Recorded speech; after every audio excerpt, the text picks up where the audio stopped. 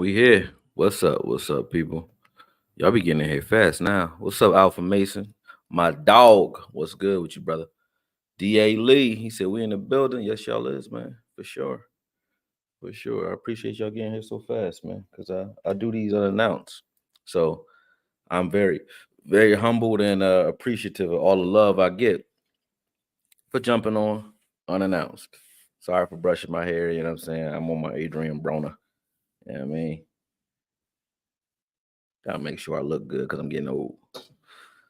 J Money, what's up, my G? He said, hope everything is well. Love your content, man. We love you back over here. Chill Will. What up, man? Chill Will. That's my old plug name, man. Chill Will. Made a lot of money together. Alpha Mason, he said, hit that like button. Yeah, make sure y'all hit that like button when y'all come in here, man.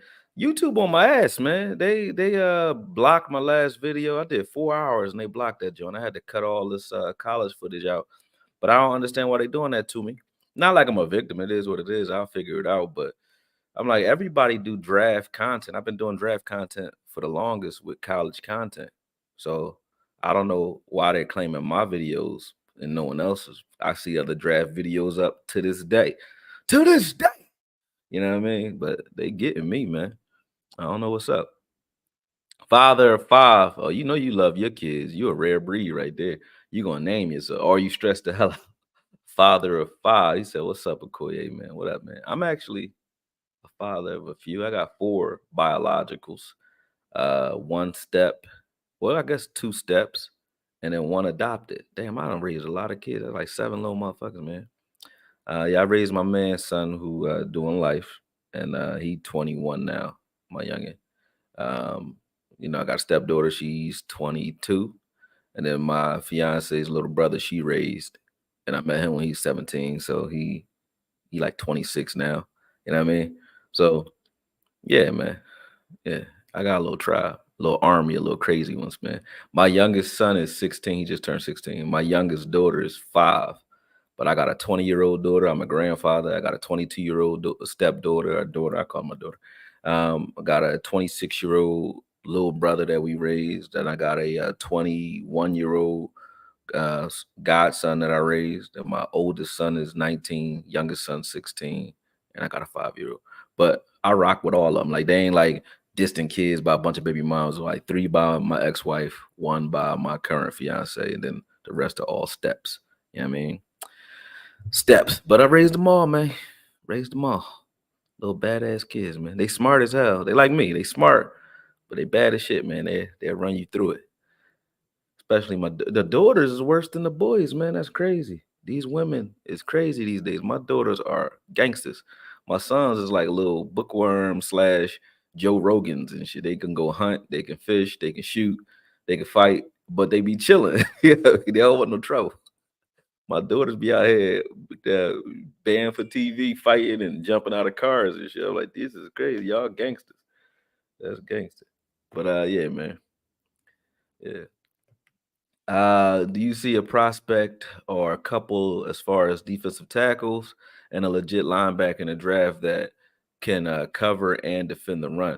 Man, I want to show y'all again, but like I said, they flagged me for it. But that I didn't like any of. I hadn't seen any, should I say, linebackers in college that I was like, gotta have them, other than Peyton Wilson at the time. But my favorite, because of not only the abilities that he has that are similar to Peyton Wilson, but also his lack of injuries, and he's like a scud missile. And then what he did against Alabama, I like Edrin Cooper, man. That's my number 1 linebacker prospect right now, depending on where he drops to. He's my favorite. So yeah, he up there. He up there. I don't have very many, but he's it. And I'm gonna keep looking, but I don't know if I'm gonna be able to release him. I gotta figure out why they flagging me first before I do another linebacker video, because I don't want to waste my time. Chris Comedy. Hold on a second, people. Hold on, I gotta enter assignment ID. 1 second, people. You have entered 100239. If correct, press 1. Press 0 to re-enter. The current time is 10:55 a.m. Yep, Edrin Cooper. Call registered. Goodbye. Sorry about that. I got clients that I'll be having to log in. Had to log those guys in. Yeah, he said, "What's my dream boxing match I want to see this year?" Dream? I want to see Haney versus Tank Davis at some point, or Tank Davis versus all of them. I want to see those guys fight. All those guys at 135, 140, they all need to fight each other. So Rolly need to fight a Devin Haney. Haney need to fight Shakur. Shakur need to fight Davis. Davis need to fight Haney. You know, Garcia need to fight Shakur and Haney. They all got to fight each other, man. I want to see all of that. So everybody sub 147. I want to see them all fight each other. A dream match, if it was just one that I can pick this year that could happen, that probably should happen, would be Boots versus Crawford. I would love to see that fight. That would be a great fight. But yeah, back to football. Yeah, Edgerrin Cooper is he's my favorite linebacker right now. As far as you know, college linebackers anyway. But this video is about the free agent prospects, because we know we're going to go after linebacker in the draft. But when you look at our linebacker roster, when you look at Micah Parsons, everybody who talked about Micah Parsons not being cerebral enough to play linebacker, I don't think that's the case. And even when I talk about him not being that guy, the green dot guy, right? There's a reason for that. And what people lack as far as understanding when it comes to Micah Parsons is this. This is how good he is, number one, but it's also a reason for why he's not there yet as far as playing linebacker. Number one, he's a great pass rusher, but number two, which is the main reason, is you realize this guy was good enough to be a top 10 drafted linebacker, all right? Or damn near top 10 graded linebacker, and set out for an entire year before that. So he set out all of 2020 and still got drafted in the top 10 at linebacker, which is a devalued position in the first place. So that tells you how good he is and was at linebacker. That's Micah Parsons, right? But you realize he set out a year. So it's all athleticism he was working on, nothing cerebral, because he wasn't on the field being coached up as a linebacker, right? Then he gets here, and as he's being coached as a linebacker, we have D-Law go down, and he needed to jump in at defensive end, which means he only got like a half a season of training in that linebacker room, right? And then he was back at defensive end. And then since then, he's been mainly in the defensive end room. So we got a guy who is the best linebacker probably in the league, who is 4 years removed from being trained and taught as a true linebacker. So that's a problem there. But when you look at our linebacker room, he's still really like a rookie. If he does play linebacker, he's still mentally a rookie at linebacker, because not only did we not have a real linebackers coach here, but he hasn't been coached in that linebacker room at all anyway. So Micah Parsons is not there cerebrally as a linebacker right now because of those reasons. And those are very valid reasons. And that's not a knock against him. That's true. He has to, even if he were coming in, you know, and playing linebacker initially, he still would have been behind the curve because of that year that he set out. So that's where he is. You got Overshawn, same problem. He pretty much sat out a year, and he was a rookie anyway. So, and he's coming off of an injury. So he's still in the offseason, probably going to be rehabbing, trying to get back to, you know, his standard, and still not learning the things that he needs to learn. And he didn't get a lot of those knocks last year to get the dust off, right? So very young there. You got Clark, who I'm over with, but a lot of people still think he has promise and they want to see him. But again, still young, still doesn't know the position, you know, doesn't know the linebacker position. Outside of that, you have Bell, who was never a linebacker, still isn't, and I don't think should be used as a linebacker in the future. So, with that said, you don't go out and just draft a rookie linebacker in that room and leave it as is. You need a veteran to kind of bring and congeal all those talents together, because without that, I don't care who your coach is, you don't have a coach on the field that can kind of translate and make those lessons as far as these film room and coaching staff, make those lessons resound and resonate on the field. You don't have that without a veteran. So the question is, do you go get a veteran linebacker that's young, that could be the future of that linebacker room, like your Frankie Louvu, or your Patrick Queens, your Devin Whites. You know what I mean? These guys are young, under 28. You know, Aziz Al Shazar. You know, these guys. You know, Willie Gay. These guys are young guys that are veterans that have won, that have played, that understand the position, but they can be the leaders of that linebacker room for years to come. Or do you go get a guy that's an old dog who you know you're going to get him on a 1 to 2 year flyer, like we did with Gilly and Cooks? You know, you go get a guy like that that can still play at a high enough level, but he knows that he's, you know, grandfathering in and ushering in the new breed. Like, which ones do you go with? So what I did in this video is I broke down, or I'm not breaking down, but I'm going to look at 5 young guys that can kind of, you know, lead as far as free agencies, lead this group and still give you 4 to 5 years. They'll be the higher price tag guys too, but they'll give you 4 to 5 years. Oh, he said the sound go off. No, the sound is. Can y'all hear me? Iceberg Q said he can't hear me. Can you hear me? Give me a 1 if you guys can hear me before I move on.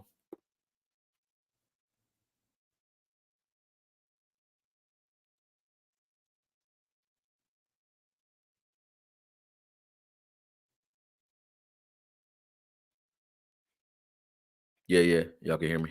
All right, cool. Young man, what's up? My brother in the building. Oh, you said that's on you, Koy. All right, yeah. Stop messing up my show, Iceberg. You know what I mean?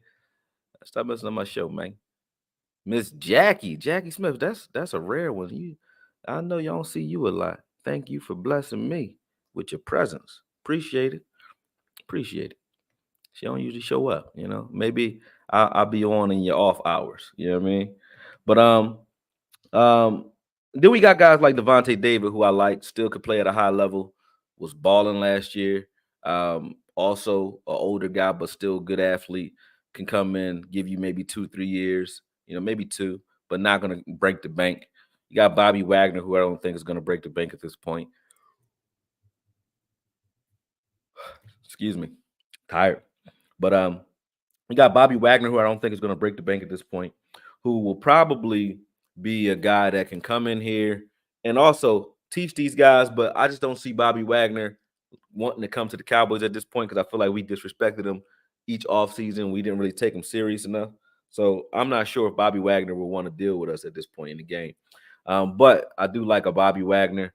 And then you got a guy like Jordan Hicks, who's played in Minnesota, understands, you know, that scheme to a degree, and also a veteran that can come in here and do some things. Like, still has maybe 1, 2 great years left, and then the rest will be probably okay. A guy that I put in that group who's not necessarily old. He's 28, but he's older than the rest of these guys. You know, older than 26. But he's been there and he played a lot of snaps for a guy that I respect as a defensive coordinator, and that's a guy like Drew Tranquil, who played for Spags, right? So we're gonna look at him too. We're gonna look at him too. And then lastly, Denzel Perryman, who's a hell of an athlete, great linebacker. You know, and I think, you know, what he did over there in Tennessee doesn't go unnoticed. And he's another guy that can come in here and set the tone as far as temperament, you know, temperament. So that's how it goes. That's how it goes. She said, I'm listening and watching you and Sky at the same time. Oh man. Tell Sky I said what up. I didn't even know he was on. You know, I just jump on randomly. I don't be paying attention to who on and what they doing. But I appreciate that. You know what I mean? Appreciate that. That's my man's. All right. Got you. Got you. All right. So without further ado, we are gonna make this a 30-minute thing before you guys see some film. So I got the Frankie Louvu film up from when he played Houston. Again, these aren't cut up, so we're gonna jump in. I'm gonna be jumping forward, just looking at some clips of what they do. And I don't do this early on purpose. So I didn't sit and look at the film prior to these videos on purpose, so that when I'm watching, we're getting a fresh and honest view on who's who. I don't want to come in here with favorites. You know what I mean? I just looked at the top 5 youngest guys and the top 5 older guys that I want to look at this offseason, that I think can move the needle for the Cowboys. And then we're just going to get in there and just be honest about it. You know what I mean? He said Perryman got the injury bug. That's why I said, you know, it's an older guy that can play for a year or two. He doesn't need to I need his mind more than I need his body pause for the long term though. You know what I mean? We don't need a guy like LVE though who can't play at any level. You know, when we talk about injury bugs around here with linebacker, I don't think we can be that exclusive. When you had Jalen Smith, before that you had Sean Lee, after that you had LVE, now we got Clark. All these guys are injury bug linebackers. So to me, Perryman is better than all four that I just named as far as his ability to play with injury. Unless you're gonna go back and get a Jalen. I mean, I like Jalen too. I still do. But I think it's time to move forward. You know what I mean? But let's look at it. Let me pull this in, and then we'll go from there. I might have to stop when I got some folks coming down. So I might have to stop for just a second when they get here. But other than that, we gonna be rolling for the next couple of hours, man. Let's get it. All right. So I'm going over to the film. This is Frankie Louvu. We're gonna watch him for probably 5-10 minutes, and then I'll move on to the next, which will be we already watched some Patrick Queen, so I'll probably skip Patrick Queen and go to Devin White immediately. I don't know what was going on with Devin White. He got injured, and then that was it for him, man. He kind of lost favor because I saw, I think Britt was playing for him in the playoffs. All right, Louvu is number 59. I mean 49. I'm sorry. He's right here in the middle of the field with the blue sneakers. You know what I mean? He already gets style points. He can move. His lateral movement is pretty good, pretty quick. I like that aspect of his game. Let's see what he can do, though.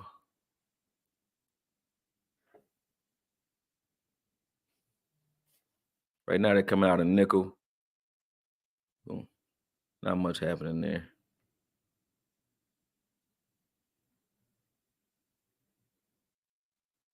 And he's a young guy that I think could do a little bit of everything. Like he had 4.5 sacks. He's a good blitzer, good in coverage. Gets his hands up in passing lanes. He gave us some fits when we played Carolina. I noticed him.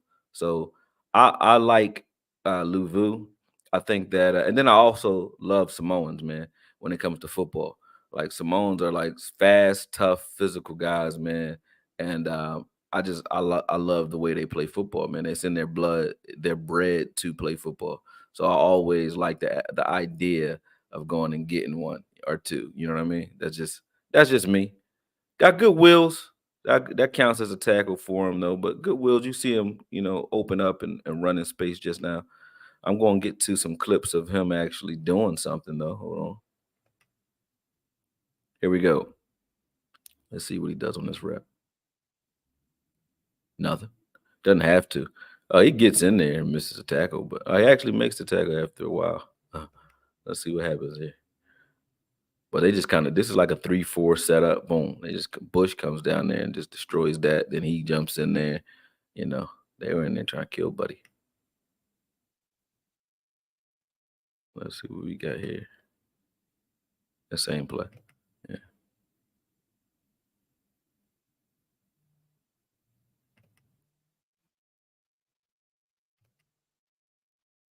Hmm.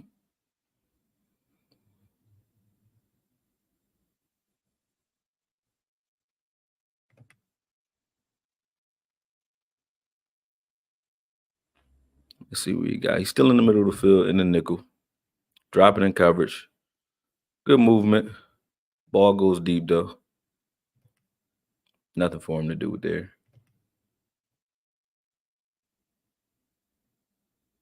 What I want to look at, so how I evaluate as well when I'm looking at a linebacker, I don't just look at your athleticism because you could be a great athlete, you could be fast, but what happens when inevitably someone puts their hands on you, right? I see there he's violent with his hands, he's violent at the point of attack when it comes to linemen. Because yeah, you want, and everybody talks about, you want defensive linemen in front of you that can keep guys off you. That is ideal, and that is the truth, right? But eventually, these linemen get paid. So eventually they're going to get to the second level and they're going to block you. How do you handle that? So I watch that as well, just as much as I watch, what you do when you're able to just get through a gap, slash through a gap and go hit something.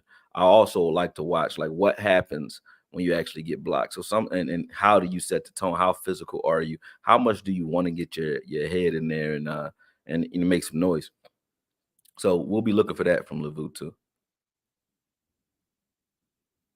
So far, Frankie's been playing in space. He hasn't been doing anything in the line of scrimmage. The Texans have elected to really not run the ball all that much. You know, they've been throwing. What's going on here? There we go. Come on. Boom. Ooh! Got good sideline to sideline veracity. I see that already. So that jumps off the screen. This is what you call flash, right? So right now they're going to try to cut him off. I'm going to pause it each time they try to cut him off. So this is a reach block there, 71. So he sees this immediately. He crosses his face. Boom. That's done. Now he kind of got like some debris in front of him here. Boom. Goes through that fullback. The running back breaks a tackle or the runner breaks a tackle, boom, and he just tracks it down. But he didn't lose any momentum. When you watch it from this angle, let's just watch his momentum. He didn't lose any momentum as he tracks this down. And that flash is off the screen, right? As soon as he decided, hey, I'm going, he went and lost no momentum, really. You know what I mean? Very good sideline to sideline flow. I like that. We saw that a lot, out of Micah Parsons this season when he was at linebacker.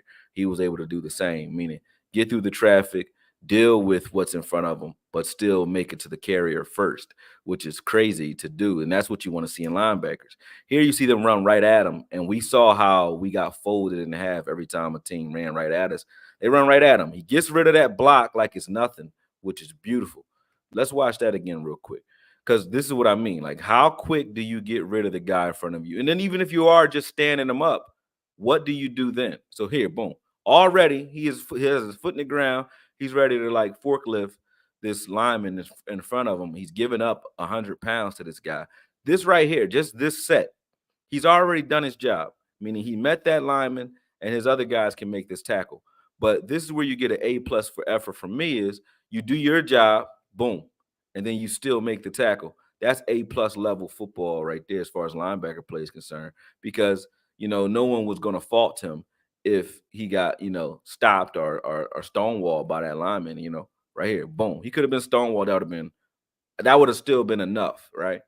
Our guys are getting knocked off the ball when this happens. We saw that happen to Bell a lot. We saw Clark not even want any contact. We saw Bell try to avoid contact quite a bit as well. So just those last 2 reps from Lavu, it seems like he's warming up. He's getting in the game. He just got stonewalled on that blitz though. Watching blitz on this play, but you can see his veracity. But he got killed by this fullback. I think this fullback's gonna meet him. It's not even a fullback. A lineman hit him right there, and he was playing backside contain after that. He probably was playing backside contain because he ain't know what was going on. Yeah, he ain't know what was going on. Got the shit knocked out of him just now, but still like what I see so far. Like what I see so far. Let's keep going. And the other reason I did it random is because, I don't want to just go and prepare his best plays. I want to see how his play is affecting the flow of the game and how offenses try to deal with the linebackers that we're looking at, the players that we're watching. How do offenses adjust? Like, are they not running because he's there? Are they running away from him? Do they care to run? Are you getting tackles because they don't respect you and they're running right at you? Like our guys got 100 tackles too, but that's because they were coming right for you. Good way to find the ball here. Let's watch that again. So here he gets under that block, boom. So he beats this block to the spot because you see them as he's going forward. Watch, he gains ground immediately. So watch at the snap, gains ground. He's not back here where he originally started 7 yards off the ball. So he gives 77 and 69 really nowhere to reach because they're trying to reach block him here, but there's nowhere to reach because he's already kind of in the gap, right? And now he's sitting. Because he knows that running back can try to bounce this outside. So he's reading the running back right now. Boom. He reads the bounce, and now he sees, okay, outside leverage is contained. So this is coming back to me. Now he realizes it's coming back to him. Boom. Makes the tackle, drives through it. Very, very good. Very good. I like that. Very good. See? Boom. Very good. And we need, like I said, we need a guy that can set the tone, that understands the position, that will shorten the learning curve when it comes to the rest of that linebacker room. So we have to go with a veteran in there. We have to go with at least one. So I think we'll wind up going after a veteran linebacker, being as though the position is devalued, we probably won't go with one of these younger guys, but I want us to. If we can catch one at a pretty good price, maybe we do it. Or it depends on how much faith they're putting into what Zimmer is saying. Maybe they do it. We'll see. You see Lavu here, undercut that block, beat that block to the spot, get just kind of like sheds this block by kind of like skiing and dipping under it. Still gets to the ball. Not a bad rep, but ball didn't really come to him. But yeah, we need a guy like that. But I'm pretty much thinking that we'll go after some of the big name older guys like a Levante David or something like that. It just seems like more so something the Cowboys would do. Jordan Higgs, those types of guys, Perryman, guys that won't cost us as much, but can still play at a high enough level that will move the needle for Jerry in regards to name impact. You know what I mean? They'll want a guy that still seems like, hey, the fans will be happy we got him, and so it'll look like we're making noise in free agency, but at the same time, he can still play. That's what they'll probably go with. But we're gonna still look at all of them just to be safe. There's Frankie here, getting off that block. Got kind of held up here. But let's just see how he flows sideline to sideline here. He reads it, sees it. Boom. Got two blockers out in front of him. Sheds it, gets off of that. And chases guy out of bounds. Not bad. Not great, but not bad. That was beautiful right there.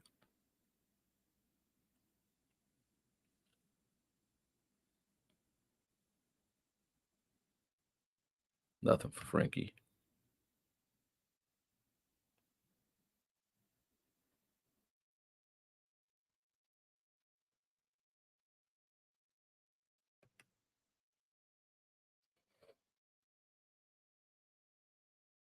All right, we at the goal line. Let's see what we got at the goal line. I like when linebackers are here because it's like, hey, this is when you find out what you got. Oh, great slash. He slashes in there. This is just a run blitz.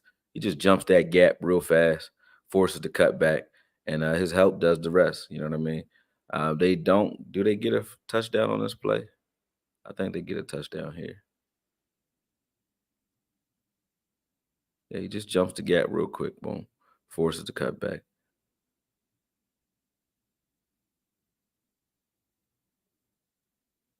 So they didn't give him a touchdown there. Probably QB sneak it here. Let's see what they're doing. Run with the fullback, right at him. That's a tough stop, but let's see what happens here. So he's gonna meet this fullback right in the gap. Smack. Yeah, he's a little too high there and got beat for a touchdown. Not mad at him though. Very good rep here too. You can see clearly he's violent with his hands, uses his length, extends, and he'll stack and then just go for go get the ball right here. See that tight end? That's I don't know who that is actually, a tight end, but I thought that was Schultz. But 84 tries to block him, he just stands him up. Let's watch it from this angle.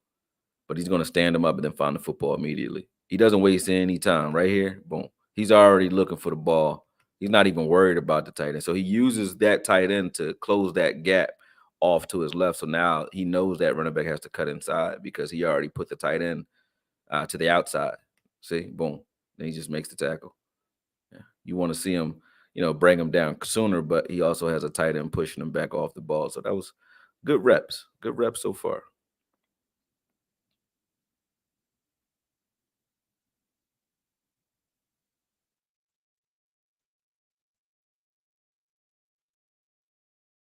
Fast in space.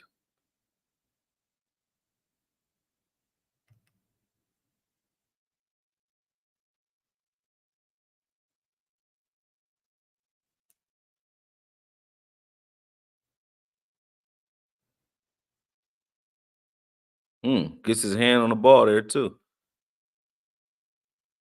That's pretty good.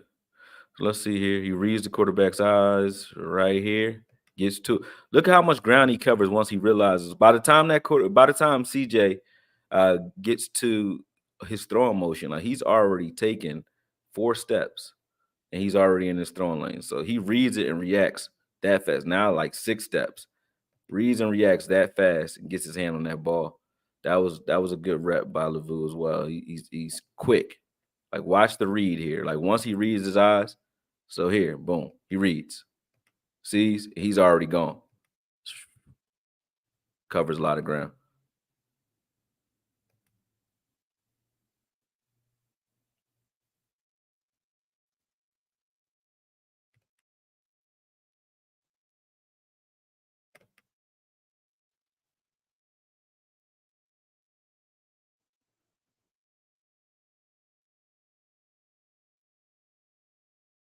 Here he is blitzing. Looks like he drops in coverage. Good coverage there. Nowhere to go hot with that football. See what we got here. Here he is blitzing again. Kind of watching. Oh, gets himself a sack. Beautiful. I like it. Smart player, patient, but violent. Good hands here. He's just watching, containing, and then once he sees the opportunity, he just goes and gets it. Very good sack here. He has 4.5 sacks.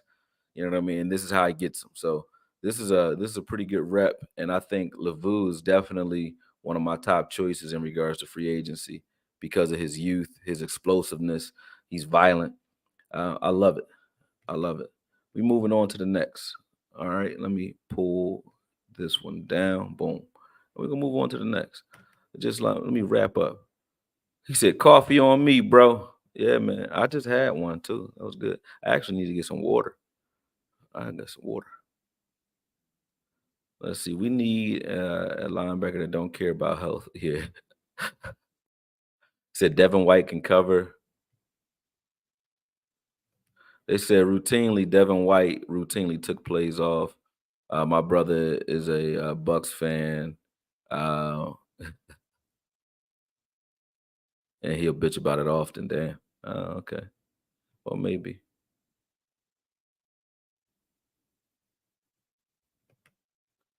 What's good, confident Cowboys fan? TP, what up? He said they went with the young guy instead of White. Yeah, they did. They went with Britt. I think Britt was pretty good.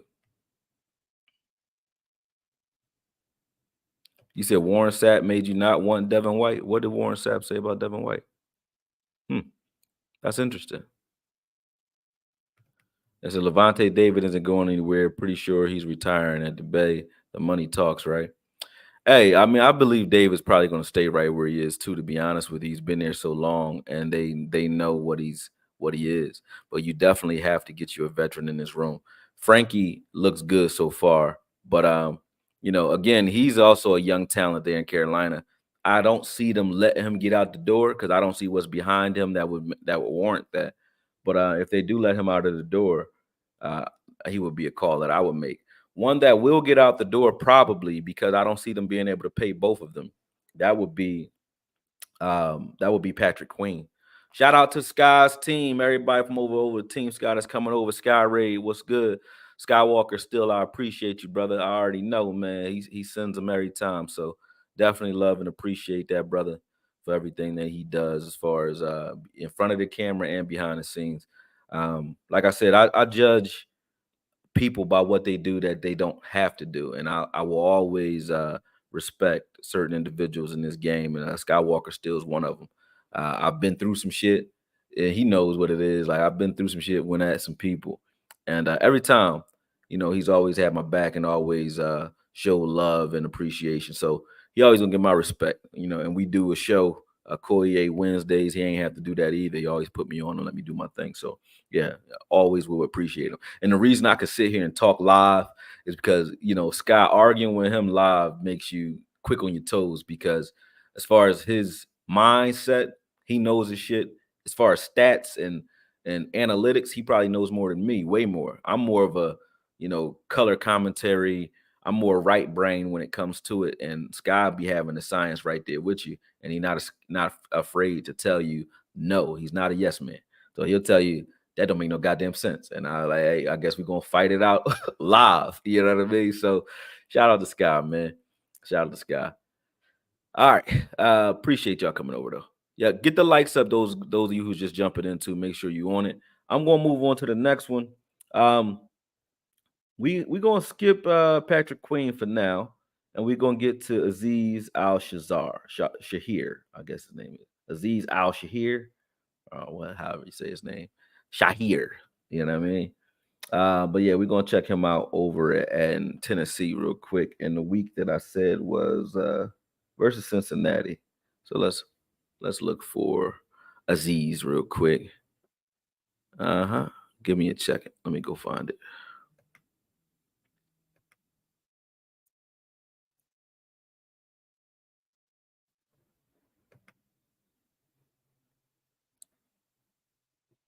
I think it was week 5 against Cincy.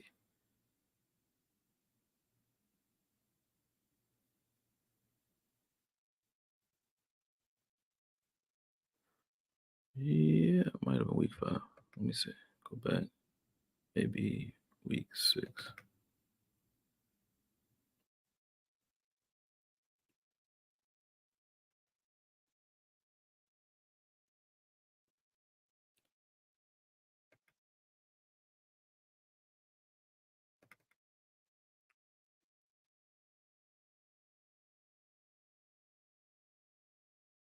Here we go.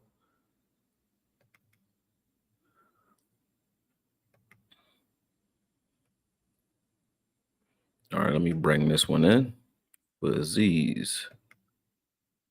You said Eric Kendrick is needed. Maybe. Maybe he does. Maybe he reunites with him. Who knows?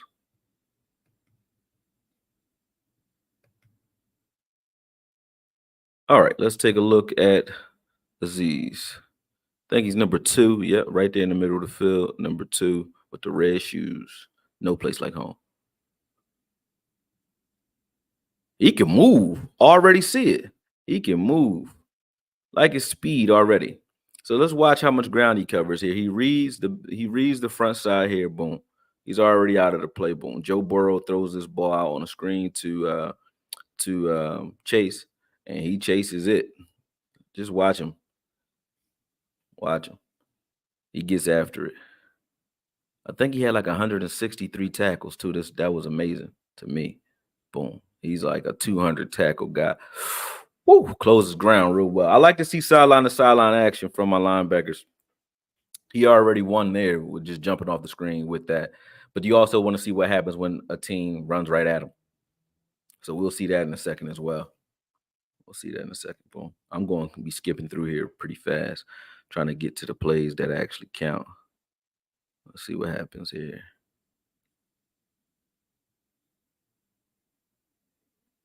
Gets blocked out of there on that one, but that was just a good quick run, good quick gap scheme. They came right at him.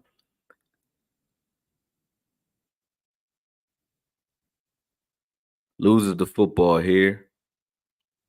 So far, looking like an athlete, but IQ wise, I didn't. He kind of lost his vision here. He lost his football here. Boom. So I think he thought the cutback was coming, and it didn't come because this blocker blows 98 up, so it blocks his line of vision, and he doesn't see it until he's already gone. So Mixon got away from him there. But I think that was more so because of the traffic that was going on in front of him, because he was reading it correctly to this point, and I'll show you what point he loses the ball. Right there, he's reading, right?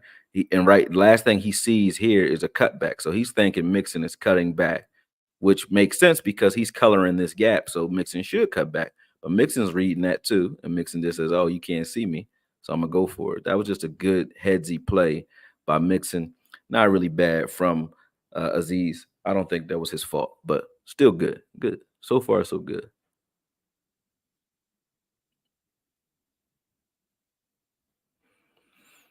I like that he's coming from the Vrabel, Belichick tree. Boom, good tackle in space. Although that came right at him, good tackle in space. But I like that he's coming from that tree because that means he's going to play disciplined, physical, smart football. There he is. Boom, come down later. Boom. Man, he hit pretty hard too because he hurt his own guy on that one. He hits through the player. So watch it. He's gonna tackle through the man. Watch it. Through the man. Smack. He smacked both of them. I gotta watch that one more time. Watch that again. I like linebackers that can hit and aren't scared to put their head in there. We don't need no more of that. Look at this. He hit both of them and rocked both of them at that. Very good hit, and he fine. Ain't nothing happened to him.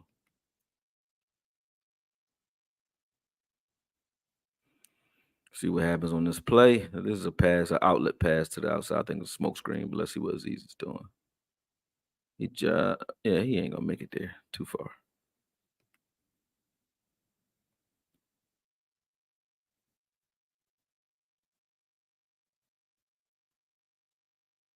And coverage on this one, out to the perimeter. Really nothing for him there. He got out there, but nothing for him to do, really. This one comes right at him. Let's see this one. All right, they run right at him. Boom. Takes on the block, makes the tackle. Gains ground here. That's what I like. So you gain ground, so there's no way. See, if you don't gain ground here, so when you wait for this block, you got to think about what you're doing, right? And what I was saying when people talk about Mozzie, because a lot of people will, criticize Mozzie. Let me make sure my mic is on because sometimes it pop off. All right, hit that like button if y'all in here. But what the reason I kept saying that Mozzie isn't a problem for me is because we'll have a guy like this. Like you see where Aziz is here. Let me just back this up a little bit, right? All right, all right. Let me watch this. Now you see how he meets this block. If he waits there instead of meeting this block and this block can get to him, watch what would happen. See right there, he just gains ground while that blocker is double teaming and looking to reach, right? Boom. So now that he comes out to block Aziz and meet Aziz, Aziz is already in the gap. So he has a two-way go. He kind of two-gapping here instead of just waiting. If he waits though, and he's maybe 2 feet back or maybe a yard back, right? Now Mixon can cut this outside and can make a big play out of this. Right now, Mixon can't do that because he's flashing in both gaps, and 98's inside. So when you would see Mozzie sometimes be diving right in the middle of the screen or in the middle of the field, he'll do his job in the middle of the field. But when you got a linebacker that's not where he's supposed to be, your defensive tackles can't make any tackles or can't make a play inside because those running backs don't have to stay inside. They can get outside if they want to. Also, when you see Micah Parsons on the edge get beat, or DA and those guys, when they got beat out on the edge, or Sam Williams maybe overran a play. I'm not just blaming those guys and saying Mozzie was bad because of those guys. I'm just saying when I watch those reps, right, and I see, hey, you're not turning this back inside. I don't care who you have inside. They're not going to make that play. Aziz turns this back inside based off of the angle he takes, and then him and 50 can make this tackle. Whereas if he were to wait it, watch this. If he would have waited, 37 would have had to make this tackle, and that's what a running back wants. Him and the DB one-on-one. See that? See, if he waits, he just runs outside and it's just him and 37. He makes a move or he runs this guy over. Or at best, he gets 7-8 yards on this play. But he has to keep this inside because of the way Aziz plays it. And when you don't have good play at any level, it puts stress on everyone else. So now everyone else has to play beyond their responsibility, and that's what we call hero ball. So I didn't judge Hankins or Mozzie's season as much this year because of what was going on. Good jump by 37 there, but because of what was going on that second level, didn't judge them the same.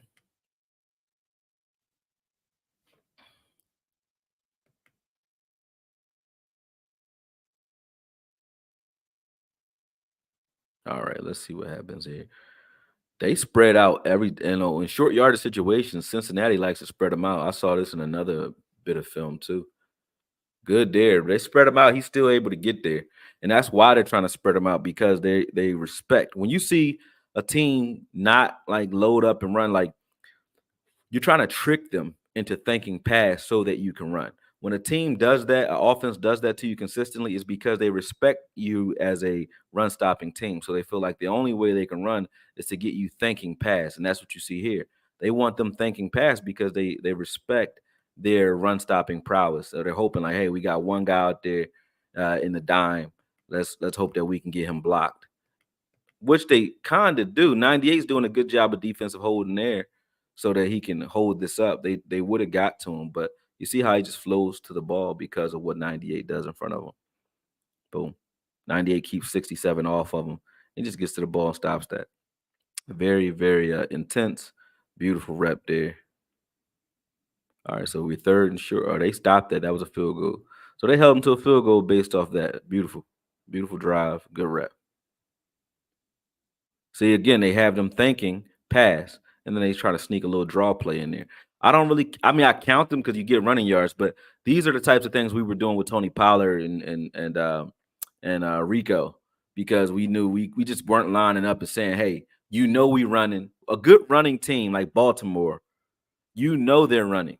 That's the sign of a good running team. They're running, what they want to do, and they do it anyway. When Zeke was at his best, that's what we were. It was like, hey, Zeke is coming after you. You know exactly what we're doing. We don't care. And you can't do shit about it. DeMarco Murray, same way. You know what I mean?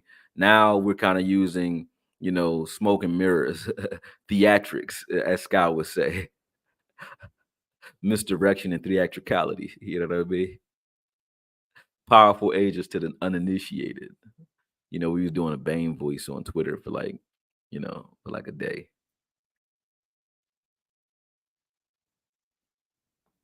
One of my favorites.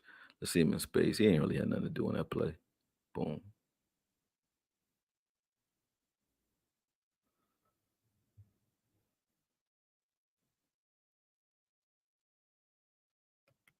There in Burrow's face. Something crazy.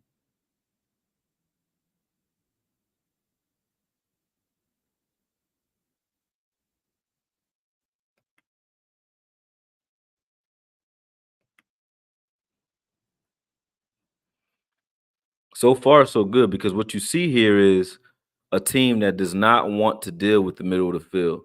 So far, everything they're doing is out at the perimeter. They're throwing out to the perimeter. They're doing a lot of bubble screens, a lot of draw plays, a lot of stuff that just says, hey, I don't want to deal with this guy in the middle of the field. Even here, that look, they want to get you in spread looks so they can run these little inside zones and draw plays all day, because they don't want to have to deal with Aziz just lining up, running at them. They don't want to do it. So you see a lot of the action going to the outside, which is what a linebacker's supposed to do. If he's doing his job, even if he's having a light day, the one thing you'll notice is they don't want to deal with the middle of the field. That was a beautiful play there, and he hesitated on that play, still made a play. That was a beautiful play. Look at this. So look how he reads. He's reading immediately. He's going to jump in this lane. Watch this. That's the hot read right there. He's in the hot lane. Boom. He sees it. He's ready to jump that. Burrow has to hold it because both he and 50 are on Chase, or underneath Chase, who's not even looking for the ball right now. So he holds this. Now he accelerates. He says, all right, you're gonna hold that ball, I'm gonna kill you. Boom. And he destroys Burrow on that play. So as far as hitting is concerned, the way he tackles, his explosiveness, his viciousness at the point of attack, already a plus. Already a plus. Because this was a beautiful rep here. Look at this. Boom. Jumps that lane. There's nowhere for Burrow to go with this football. He knows it. You're gonna hold it, I'm gonna kill you. And he kills him. I don't know if that was a fumble or not, but still great rep. And then gets in there and recovers it too, which is even crazier. It was a fumble, and he recovered that. Brilliant, brilliant play. This is a beautiful play. And remember when I said, like, hey, people were talking about Clark, right? It's like, hey man, Clark is whatever. LV is whatever. This is what I mean when I say, show me something you can build off of if you want to tell me that a guy is good or can be good. You guys tell me, because I've seen Curse even do it, right? Curse make plays in the backfield is what I mean. Point to one game, one play, just one, where Clark has ever, or LV, ever in their career have done something like that. Just one time. It has never happened. Never. They've never made a play like this, a bang bang, just I blew you up play in their life. Now, if you did this once and then you kind of like screw up and screw the pooch every once in a while, I could say, okay, we could build around you. We just got to do the things that you do well and teach you what to do. I haven't seen it. I haven't seen that one time out of any of those guys at linebacker that we have. I've seen Bell make some bang bang plays, but Bell's a safety to me. I've seen Overshawn showed me in preseason, hey, he got something. But I hadn't seen that out of Clark. I haven't seen it out of LVE. So to me, they're not it. You know what I mean? I don't see any explosiveness, any need for contact. A linebacker, like I got a linebacker mind. Like I like contact. So even though I'm a defensive fighter when I box, I let the first round I let you throw punches at me. Because I want to get hit to get started. You know what I mean? I gotta get hit to get started, and that's what it is. So when I think of linebackers, I think of that same mentality. Like they want to just knock the dust off so that they're ready. Just knock that rust off and get started. You can see that here when he meets this block here. Watch this. Boom. Come up. Boom. He's hitting you. He's not waiting for you to hit him. Good rep. Didn't even make the tackle there, but still good rep. These are some of the things, and I didn't bring his name up, which I should have, but these are some of the things I saw in Evans as well. I wouldn't mind bringing Evans back as one of those veteran guys that can come in and help us out immediately, under a different regime. You know what I mean? He's another one of those guys. He meets that running back there because that's his man. Good rep there. He didn't really have to do much. But I wouldn't mind bringing Evans back, who's another Tennessee product. Okay, so now we're seeing, that it's consistent. He does misread at times because he does it again. So the first time I gave it to Mixon being smart and patient. Here, he's in the right gap. But what is he cutting for now? Like, why'd you cut out of there this time? You know what I mean? So that time he was in the right gap. I think he hesitates and Mixon puts his foot in the ground and explodes. If there's a knock on him, that would be it, so far. So far is like he doesn't trust what he sees all the time. But when he does see it and read it correctly, he explodes and accelerates. Like there, boom. He read that correctly, got downhill, didn't make the tackle, but he's the reason for the tackle. And these were the things I was talking about when I was talking about Mozzie, right? When you watch a linebacker on film and you watch a line on film, they're all working together. Look here. So if he doesn't spill this back inside, right? This is a big play to the outside. And you would say, hey, the defensive tackles aren't doing what they're supposed to do. They're not supposed to be out here. He is, right? So watch here. He cuts this back inside, and now 50, and those tackles have a chance to make a tackle. So good way to set the edge hard on that play, and show you what linebackers are supposed to do. See, he cuts this back inside so that these guys 95 and 50 and those guys can actually have a chance to make a play. You don't have a chance as a defensive tackle to make a play. And I've seen plenty of plays where Mozzie and Hankins are just diving at guys, but they're not on the edge when they're not even supposed to be outside the tackles making those plays. You know what I mean? But they were. Here his patience shows. Like he's a two gap mindset linebacker. Meaning, he'll flash in one gap like he does here. I'm gonna show you how he occupies two gaps at one time. Watch this. See, he flashes this gap. So that's called coloring the gap. So right now he knows Burrow's not going to stay here. He knows because he's forcing the cut. So he creates the space here. And this is sometimes he gets caught on this because you'll get a back that's like Le'Veon Bell or like Mixon, who will be patient. They're watching this same thing. So they're waiting for you to color that gap and then jump out of it. See? So this is what he did on the last play when I say he jumps out of a gap. He colored the gap and then he tries to jump to the next gap, anticipating where that running back is going based off of him showing himself or flashing in that first gap. And now he goes and meets the ball. But that wasn't Mixon this time. Mixon, excuse me. Mixon keeps beating him with this because Mixon is watching film. Mixon knows this is what Aziz likes to do.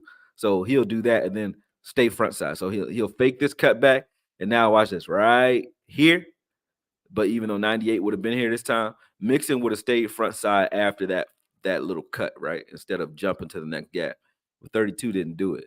But that's how he was beating Mixon earlier. Mixon was beating him early in the game because he was waiting for him to try to cut that back. And every time he did, he would go back front side with it. This is him blitzing. Oh, he's a vicious blitzer, man. When he comes forward and attacks the line of scrimmage, he's a guy that can make a difference very fast. Already forced one turnover, and this one could have been another one because he gets there. He gets there. They don't even bother blocking him. They didn't pick him up. They thought the running back had him. Here, boom, blows that up. Could have forced an interception, maybe even a fumble, but gets there. And this is him being patient. He's not even like look how patient he is on this one. That's how you know he's fast. He's not running full speed there. If he ran full speed, maybe Burrow gets the ball out quicker. But yeah, he wasn't running full speed. He kind of jogged to it. He's jogging, making plays. Like that's crazy. We got guys running full speed with their hair on fire in the wrong direction over here. The Cowboys linebackers are kind of laughable, in my opinion. They're laughable. They're laughable. Except for Micah Parsons and Evans. If you were going to play Evans, I still like Evans.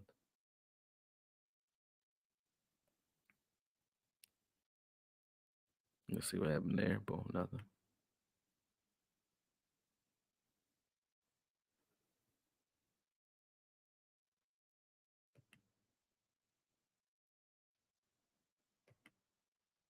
Let's see what he's doing here. Go get it. Good rep. He didn't have to make the tackle, but you can see him in space.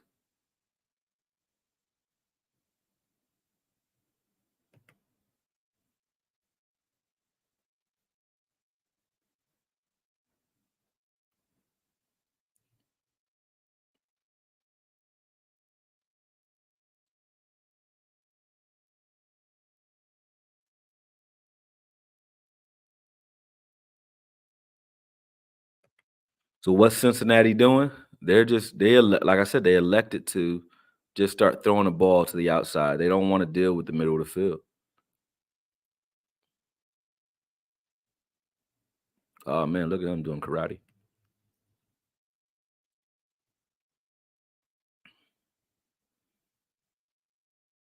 So this is either inside zone or outside zone. Boom. See what I'm saying with Mixon? Mixon is reading Aziz. Mixon is a very smart back. I didn't notice. I don't watch him much, but you see this? So he presses this counter. So he's like, all right, I'm going to make him think counter. So look, so he's thinking counter. Once he reads that he commits to the counter, look at Mixon. He's sneaky.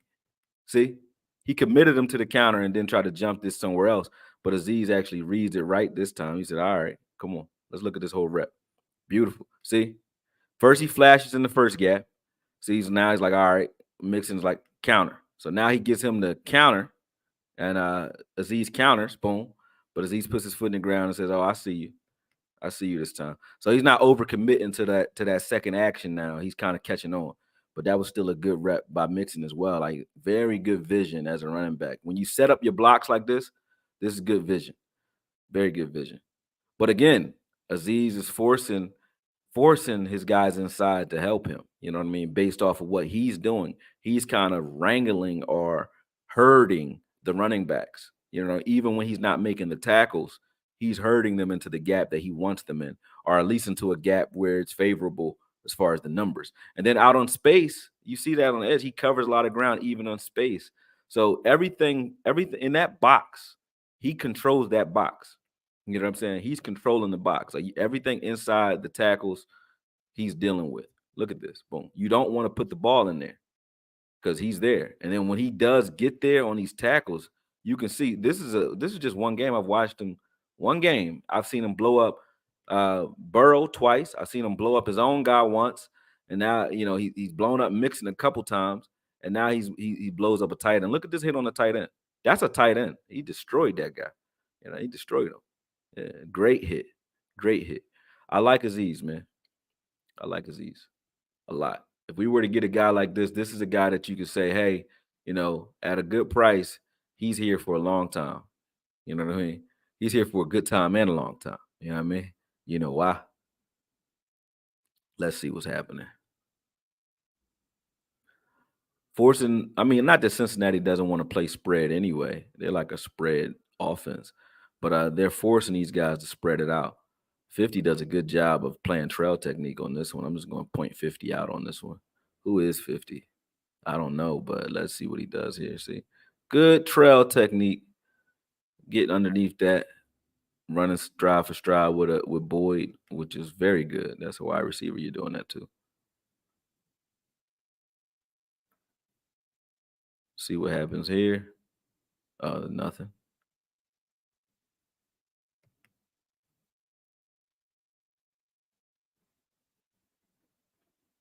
Aziz is blitzing. Get that ball out. Get that ball out, fella. You don't want that kid running after you. Everything they do when they're throwing as well is away from him. And that's the other thing you look at. If he's a cover guy, you know, or if he's in coverage, are they attacking him or do they stray away from him?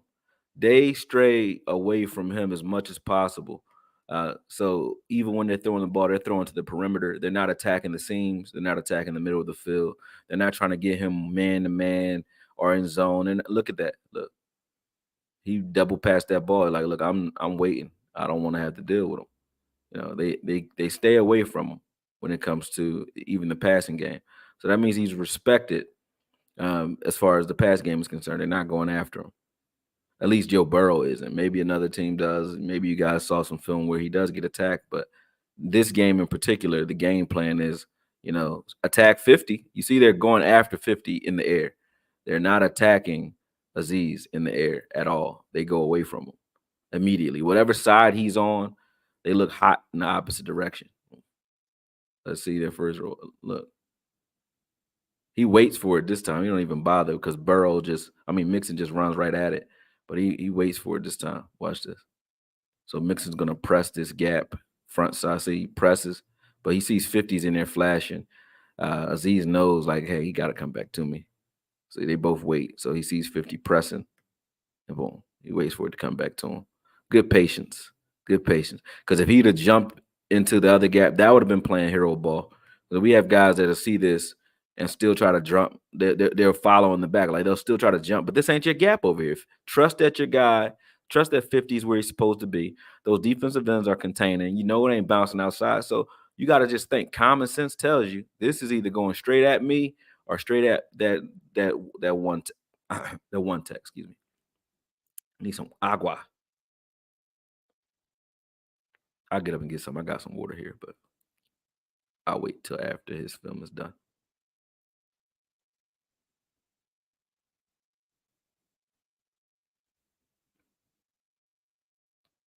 They were killing Burrow in this game.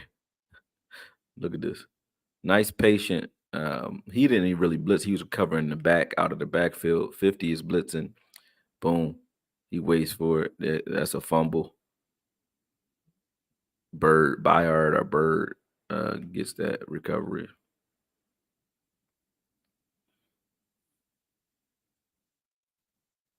Woo! That's what I love to see. Right there. When you read screen, you gotta go. That I love. That excites me. Look at this. I'm sold. I like Azeez. Look at this. See right here? Very well developed screen pass as well. Like they set this up right because they ran a double slant. So they high load them. This is how much they're trying to confuse them. They just high load them with these slants, right? So one underneath, one over the top. They want him to either bail and back up. So if he went high with this, if they weren't in double high safety, he probably would have respected the seam and went high with this, right? But they want him to go high with this so that they could get those linemen time to develop underneath. And if he follows or bends in with 16 on that drag, then they still give them time to get out. So they ran this high low just to confuse Azeez, just for him, right? To push him out of the seam. And it does enough. Like he does float with it, right? But then once he sees it, look at the acceleration here. He knows I gotta get there. I gotta regain ground here, and he does it and undercuts this. Even if he just undercuts this and this lineman pushes him outside, he does his job because that gives his tackles and those guys inside enough time to at least try to make a play. But he undercuts this and blows it up himself. That is A+ football right there. That's A+ football. Watch this again. A+. See, he doesn't even bite on any of that. He just bounces. Like, all right, he doesn't bite. If he takes a step back or to the inside, he's beat. He doesn't do either. Beautiful, beautiful football there. That's beautiful. Oh my God. I like seeing stuff like that. I like seeing stuff like that. He doesn't even move. Watching them, we're gonna watch it in full speed. Don't move. Boom. Smart. Smart. Smart. Wow, man. Tell me a time you saw LV do that. One time in his entire career. Just tell me one time you've seen this out of LV. Just one. Tell me one time you've seen it out of Clark this season. Just one time. I've never seen it. So I don't want them. That's just that simple. I don't want them. Don't. I've never seen it. Have not. Cannot do it. Will not do it. Refuse to do it. What do you say? Can't win with him. Can't do it.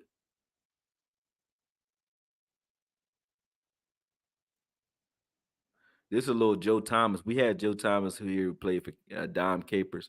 This is some of that Dom Capers type of play right here. It looks like, he's blitzing, he's mugging the line of scrimmage. He's really covering the back. Watch this.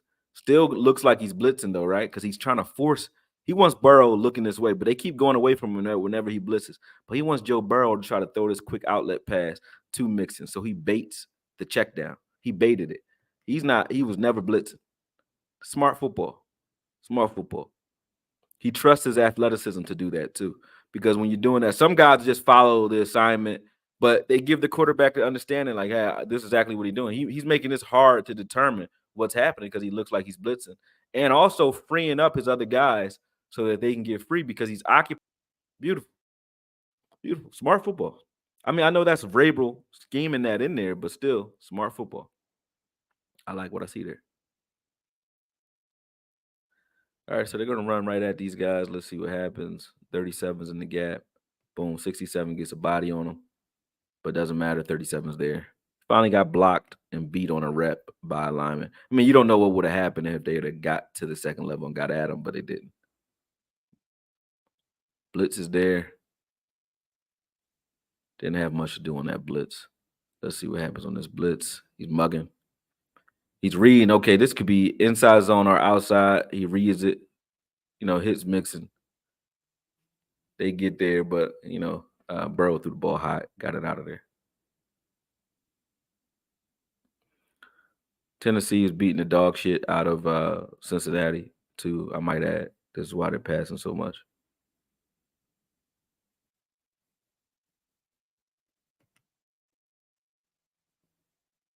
Boom.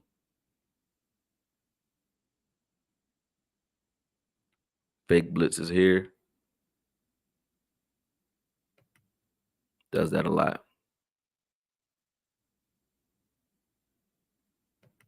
You notice, though, every time I show him dropping back in the middle of the field, he covers good enough ground where they go opposite side almost every time. They don't even throw his direction.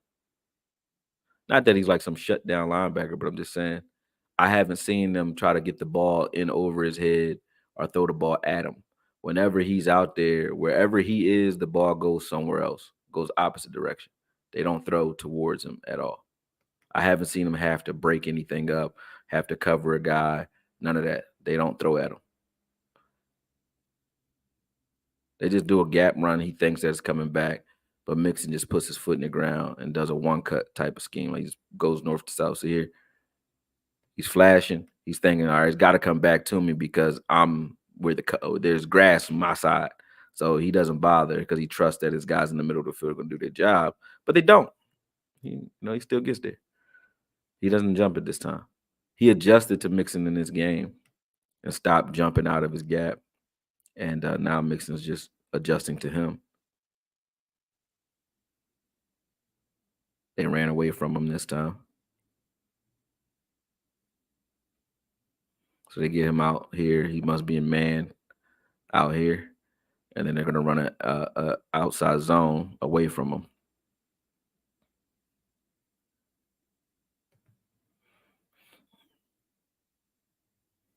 Aziz is well respected. You can see that clearly. He's respected. They don't run at him. They don't try to attack him at all. You heard Jordan Love say, we saw you guys had undersized linebackers and he had safeties playing linebackers. So we just said we're going to run right at you. That's disrespect. They respect him. They don't do anything towards him at all. Nothing. Even there, watch. Why was Burrow hold the ball? Watch this. He's gonna be looking this direction. Look. He sees it. He's over here. He's over there. He can throw it to either one of these guys, right? He doesn't because Aziz is over there. He don't throw the ball his direction at all. He has not done it. Even when he has an opportunity to do it, he's not doing it.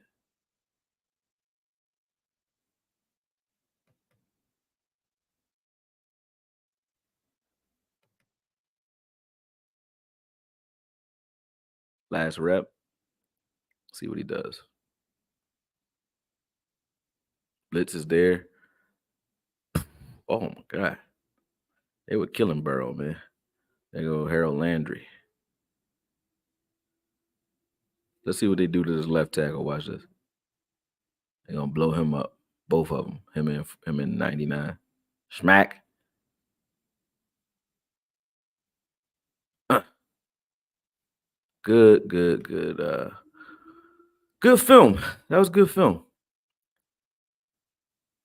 Overshawn is small. He's only 221 pounds. Overshawn 235, bro. Where you get 221 from? He 235.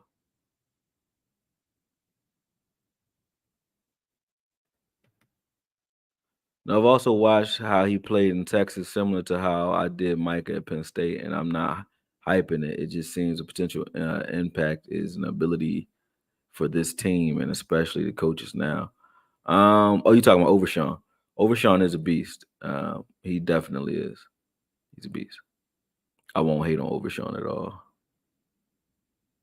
Said Patrick Queen is the man we need. Yeah. All right. All right, I'm gonna get some water real quick. And while I'm doing that, you guys make sure you hit the like button, share, do what you do. I'll be right back.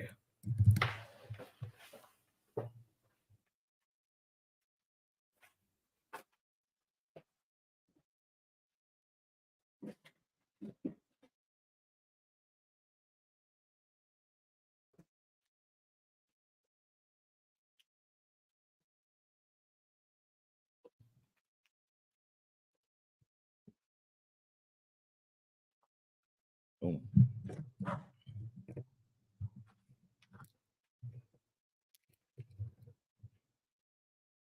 Mike Hayes. What's good, Mike? How you? I had I think his name was Hayes too. I had a not a roommate, but a dude lived upstairs from me named Mike Hayes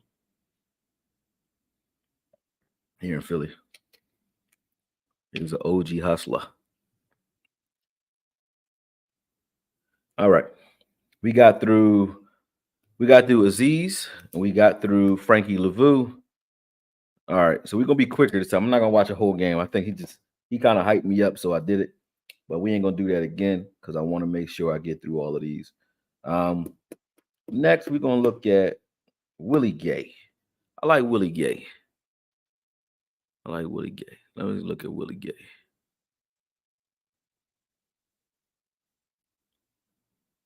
How late are you, Tanner Smith? You about I've been on for about an hour. You missed two linebackers. So yeah, you missed two linebackers so far. You missed Frankie Lavu and you missed Aziz Al Shazar, Al Shahir, whatever his name is. Yeah, that's what you missed so far. So let's look at Willie Gay. I want to look at him in the Super Bowl actually. So let's check it out. Boom. Hold on a second. Playoffs.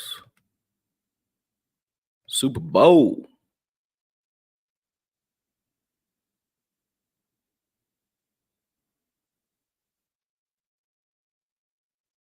Mhm.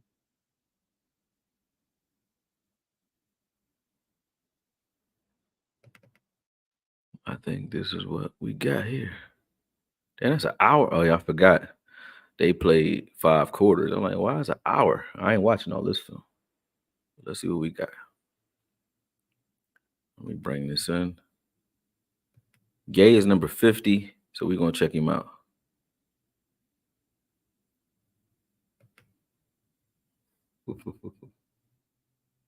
Super Bowl. Blow this up.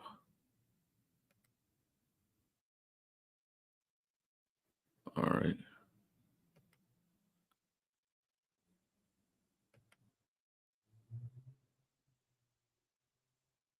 I think he played about 52% of the snaps in the Super Bowl. They played, the run so well as a team. He didn't have a crazy amount of stats. And then you got him and Tranquil who play. But they had linebackers galore. So they had Bolton. They had a bunch of guys in the middle of the field that can ball. So both him and Tranquil, Gay and Tranquil, didn't really have you know, they don't have a role on the team where they're the guy like Bolton is, right? You know what I mean? They're not the guy. They're just one of the guys. So, these guys are both. I don't know if both of them get out of there. One of them is probably going to get a deal, but Gay or Tranquil is going to be gone. One of them is going to be gone. Who knows which one?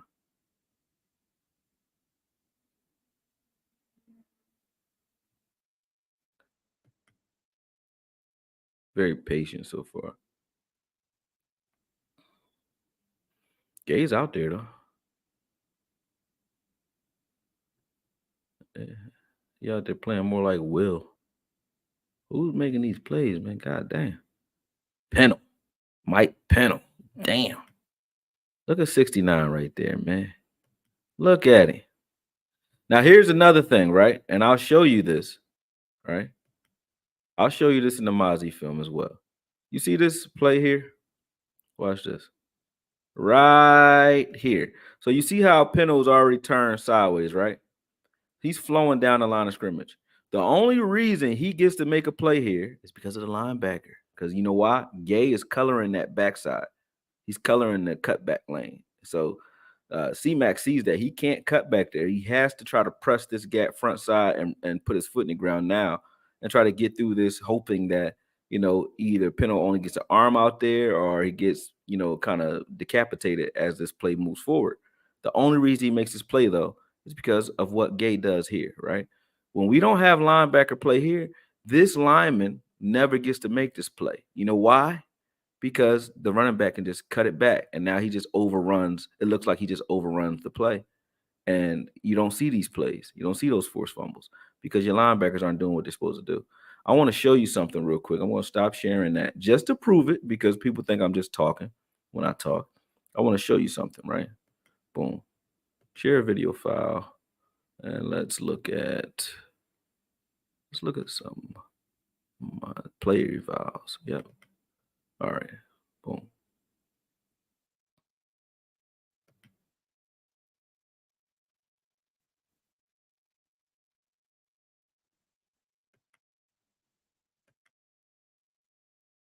Party like the Red Sea.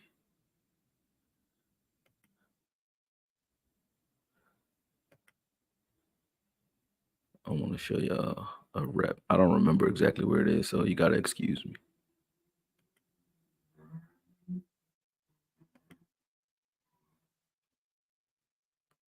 I think it might be here. Not here either.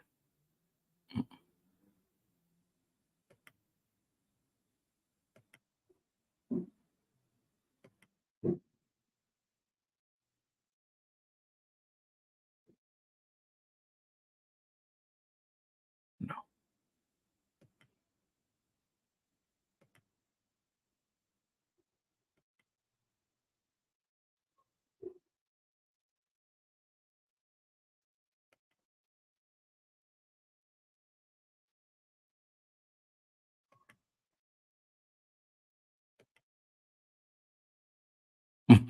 They're running all over. Look at it.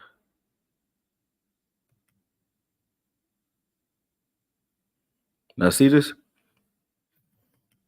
That's another example is what I mean. Like there's nothing stopping this cutback. Like there's nobody there coloring the gap. There's nobody forcing him to stay front side with this play. And this happens a lot. But look at that. Boom. Defensive tackles can't make tackles if there's nobody here. If there's nobody stopping you from cutting back, like there's nothing he can do with that. Like nobody's there. Even though that was this time you had Evans in the game, but just watch some of these reps. Like there's no way you're gonna make these tackles. Like so that's front side boom. Evans is the only linebacker out there on this play, so this is more scheme issue. But he's supposed to be back here. He still gets a hand on his guy, but he's supposed to be back there, like forcing that ball to stay front side, and he wasn't. Parsons jumps out of that gap. Again, there's no line. This is that 5-1-5 look. So that 5-1-5 scheme is, to me, when like look, there's no linebackers in the middle of the field. None. So as soon as that running back's just gonna read Micah. As soon as Micah commits here, it's over. I don't care what you got up front. Hankins can't do anything with that. Neither can Mozzie. There's a gap there. All he has to do is be patient a little bit, wait for that gap to open up, and it's over. So I can't evaluate a lineman if this is what you're running behind the line. Look, no linebackers here, just Micah. Boom. And they're just waiting.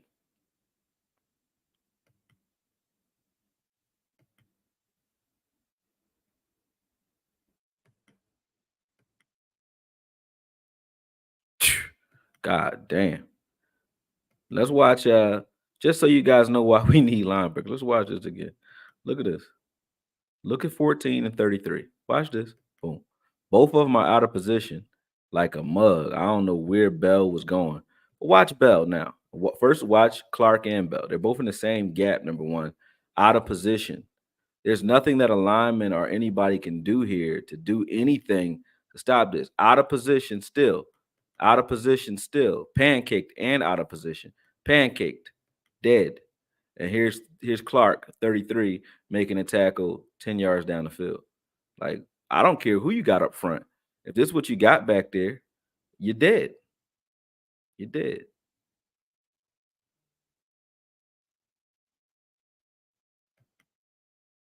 Now you see here, Mozzie's inside, Sam Williams inside. 33 just gets overran. Boom. If you're not forcing this back into the inside, if you can't force it back in there, how are these guys going to make these tackles? They're not making these plays. Even here, they can just run right at you. This is when you know a team is not afraid of you. They can just run right at you. Watch this. They're going to run right at them. Boom. They're running right at 33. Right at him. They don't respect him as a linebacker. And look what happens to him. Who would? Watch this. Run right at him. And look at what happens to him. He'll get folded over. Boop. Dead. Dead. He gets folded quick.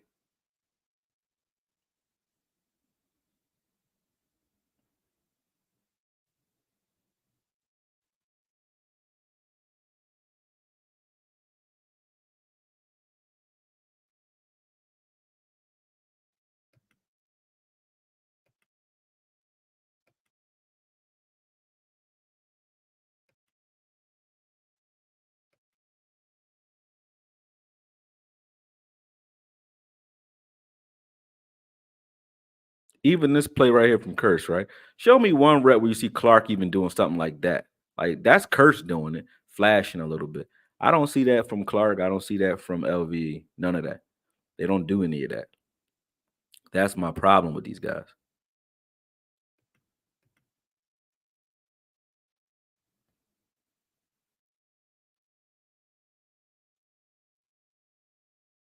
Good play by Fowler.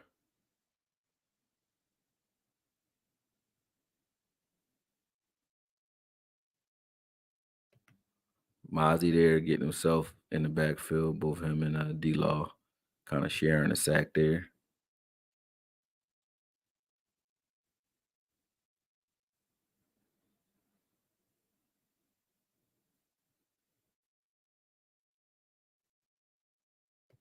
You see what I mean, though? Mozzie gets yanked on this one. But there's nothing stopping you from getting outside. Look at this. Yanked. Foul. DA, that easy to reach block. Easy. This is easy stuff.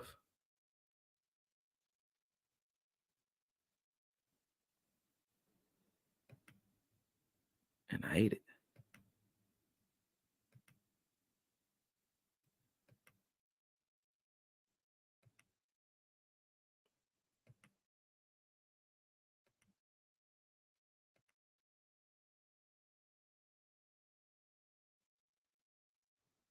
All right, let's watch what's happening in front of this is Evans here. Boom. So they kill that, and Evans just cuts this off. Good cut. Good flow to the ball.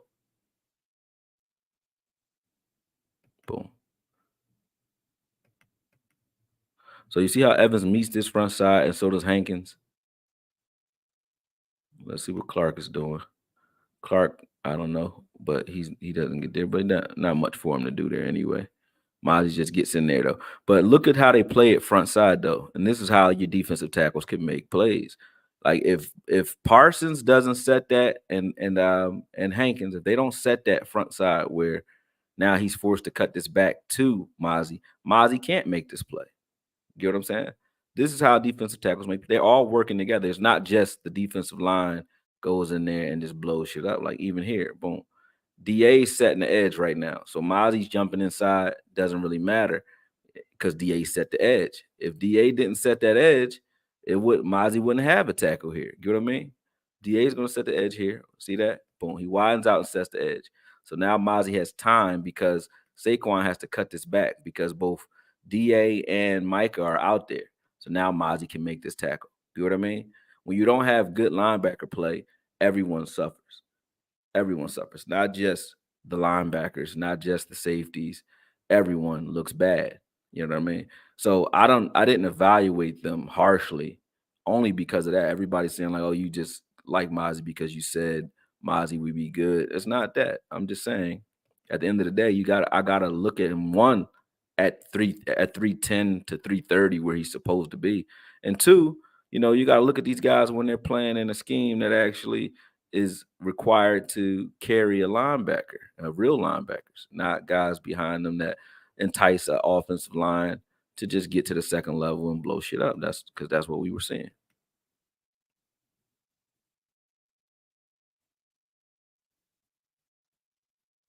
Boom. All right. I'll get back to our guys, but you get the point. Let's get back to Gay.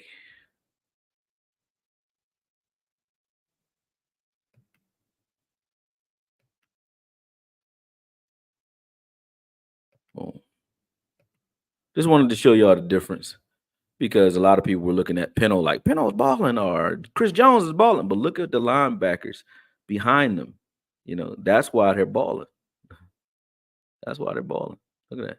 See, he forces him to have to stay front side with that. So Peno had an opportunity to make that play.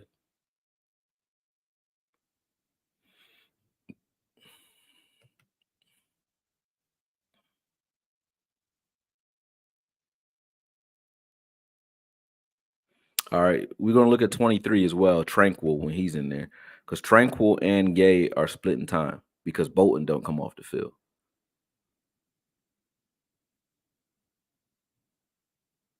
This dude's crazy. He be throwing back across his body all the time. That's a no-no in the NFL.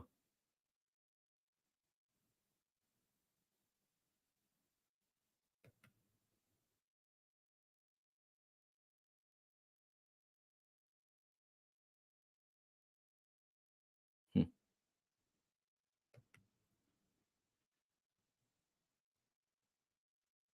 Who we got out there? We got Gay back out there, middle of the screen. Good rep by Gay. Gets through the mess. Doesn't necessarily make the tackle, but gets a hand on him. Good rep. Watch this. See, he kind of knows what's going on already. Reads it already. Boom. Patient. Him and Bolton are patient right now. He's just shuffling through the mess, finding the ball. And the reason I said Gay is because he's a young guy. He's only 26, and he's already been to the Super Bowl last 2 years. So he's a guy that knows how to prepare. He's been preparing for these types of games. So even though he's young, he's a guy that you can bring in here who can play linebacker for us for quite some time. Doesn't get injured a lot and has been there. So he can not only help these young guys get better, but he's one of the young guys, which is why he's a plus in free agency, in my opinion. And because of his lack of playing time, he doesn't have the stats that would say, "Hey, you got to pay me." But look at how he meets both linemen here. Just watch this. He has good size, good strength. Look how he meets this and he plays in versatile scheme because he's playing 3-4 and 4-3. If you notice, right now he's playing more like a Sam linebacker, right? But he plays 3-4 and 4-3. Boom. So look here. Boom. So meets Trent, right?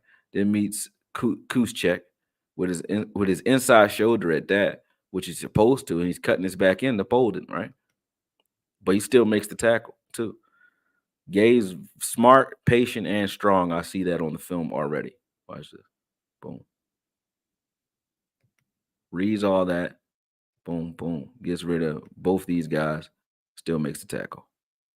Good rep. Very good rep. Ain't the fastest guy, but got good size, good mind, and he's been here.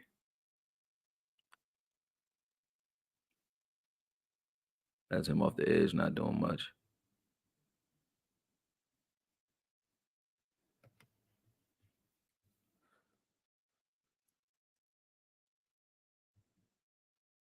Hold on, people.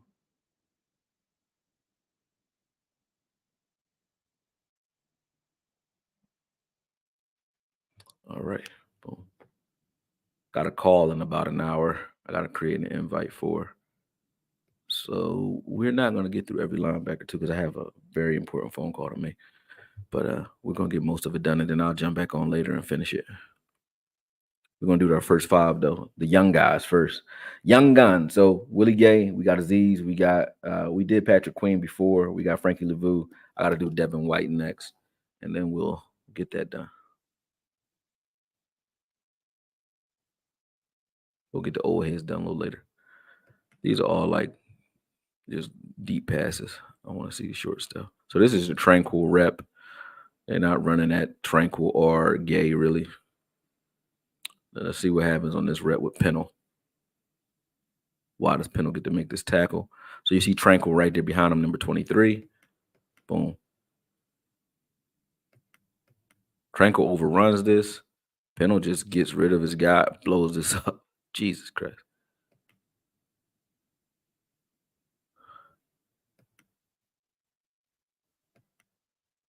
Jesus.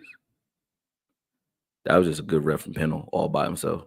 Nobody helped him because Tranquil overran that. There's Tranquil again. So yeah, Tranquil and Gay both split time.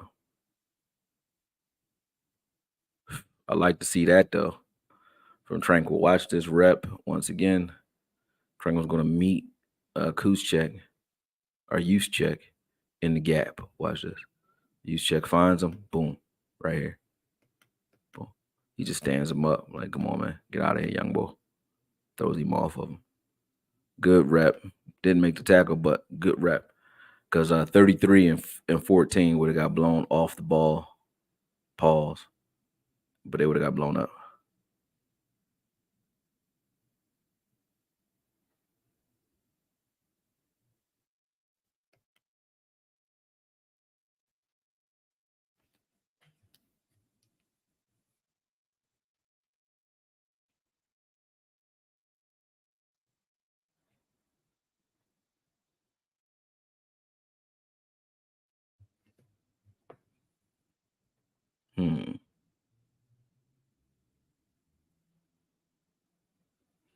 Let's see what's happening up front. Who's out there? Blitzing. And the dime. So there's only one linebacker out there. Nobody's there.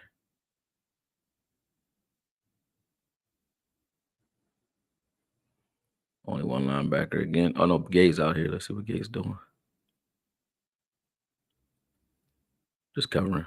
Nothing. Nothing special.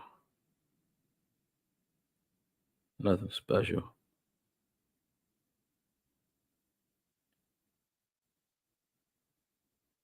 Everybody wanted San Fran to run the ball with C-Mac.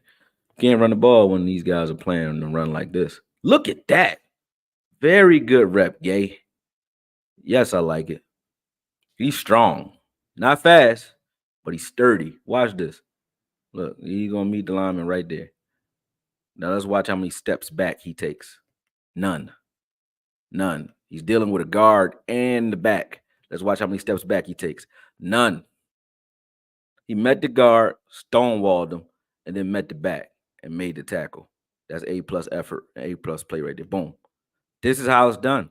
Because right here, now I just showed y'all. I ain't got to show you again, do I? What would have happened if this was 14 or 33? Or curse? This would have been a big play. They wouldn't have made that play. They would have got folded in half. Even LVE folded in half. They don't make that play. That is a beautiful rep. And it's crazy because honestly, just being honest, that's a basic linebacker play. But we've been so deprived of that that when you see a linebacker just do it how it's supposed to be done, you get excited. That's crazy. You know, he's not even doing anything like overtly special. Right here, he's forcing this cutback. Boom, get colors that gap, forces the cutback. Good tackle. It was his aggression that forced the cutback, though. But it's crazy that we say, "Hey, look at Gay. What did he do? He met the guard and made a tackle." That's a standard play. It wasn't like amazing, but it looks amazing because of what we got, you know, over here at linebacker, which is crazy.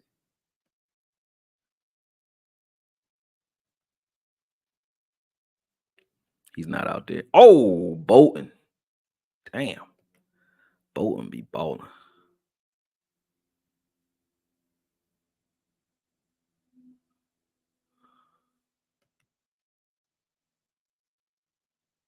They not out there.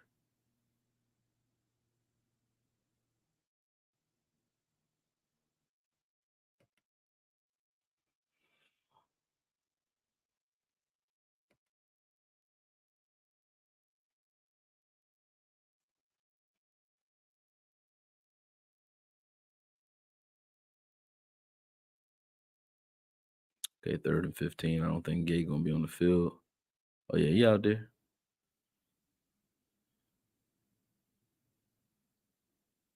Huh. Oh, he got good speed. That was good speed.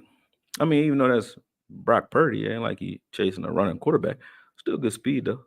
So he breaks down. He's spying on this one. So he breaks down here. He's not covering the running back or anybody because that's Bolton covering C Mac. So he's just spying. Then he just puts his foot in the ground, goes and gets him. Good play. Yeah, Gay's a guy that I like. I like what he gives us. Tranquil. Let's see what he's doing too. So this is Tranquil in there. I have Tranquil on the old head side of the ball too, because he's 28. But I think Drew Tranquil, him and Jewel, Josie Jewell, are young old guys. They haven't been in the league for a long time, but they were just older rookies. So they're older sooner, you know.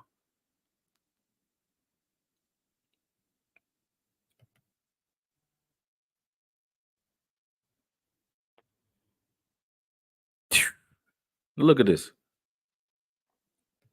They're wasting blocks on this guy. Gay forces you to waste blocks. Watch this. So they're gonna run right at Gay, right? Watch this. Boom. Gets out of the way of that one. Gets out of the way of that one.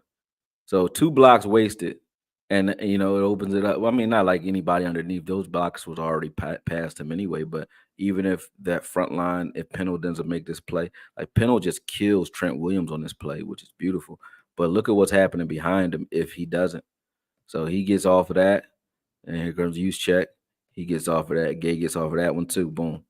So if Pennell doesn't make a hell of a play there, Gay still is there. He gives up no ground. I haven't seen him give up ground to a block yet. So boom. And he has good feet, not just strong at the point of attack, but good feet too. Very good. Very good. But that was a hell of a rep by Pennell, man.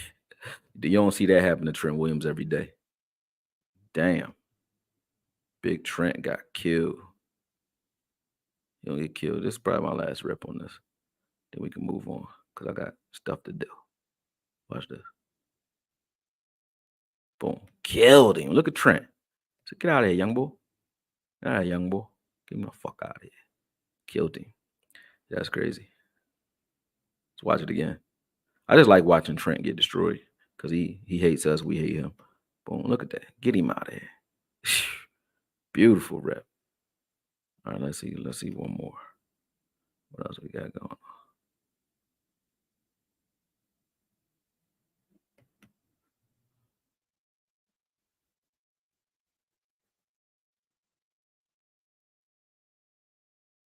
I gotta speak to the way their secondary played, man. KC secondary balled the fuck out. They balled out. Here comes Tranquil. Let's see what he's doing on this play. He don't have nothing to do other than guard the running back. Yeah, nothing happens.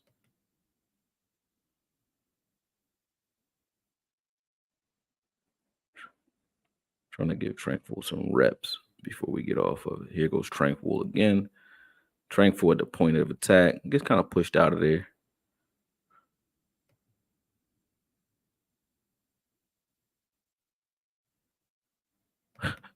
I was about to say, overall, I'm feeling gay. Pause. Oh, man. That's crazy. Willie Gay. That's a hell of a name.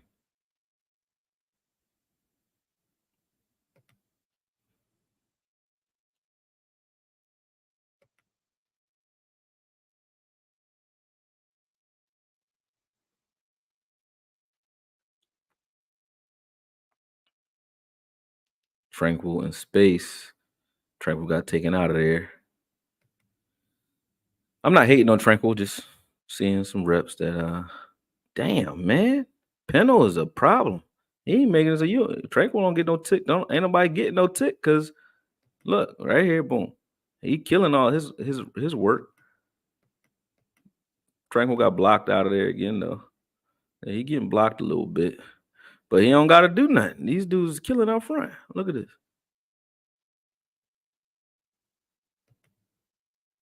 So the edge gets set late, like right here.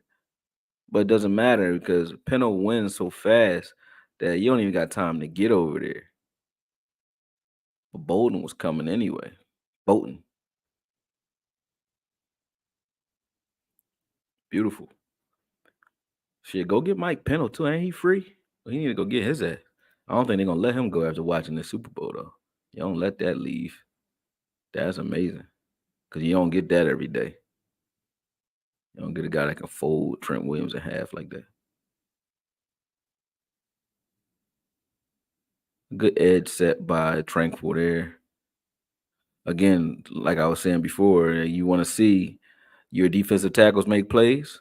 You better see this on the edge or see linebackers forcing things back to him. Like C-Mac wants to get outside. He can't go out there because Tranquil's out there, and now he has to try to cut this back towards Bolton. But Bolton don't have to make a tackle because those guys up front just do their job. They get rid of their guy and do their job. We need a bunch of two-gapping linemen as well. We'll get to linemen soon. But first, and I want to do college film. So if you guys are mad because I'm not doing college film, they keep blocking my content when I put college film out there. So it ain't my fault. It ain't my fault. There go Gay again, flowing sideline to sideline. This will be the last rep from this film. Let's see Gay.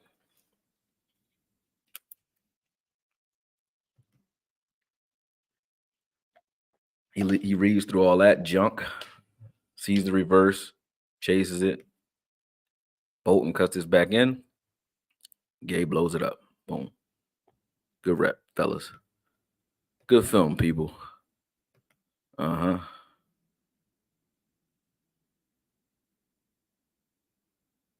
Let's see.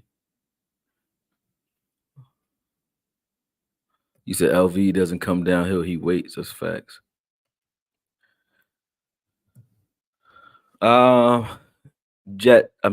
any real smoke to the Jets? CJ Mosley interested.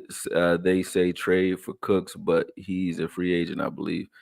I would love CJ Mosley, but I don't think that they let CJ Mosley go. Both him and Quincy or Quentin, one of the brothers. It's not Quentin. Quentin is the big one.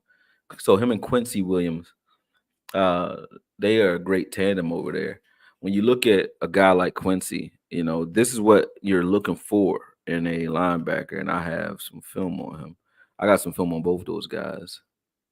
But when you look at these guys, like they are a different breed.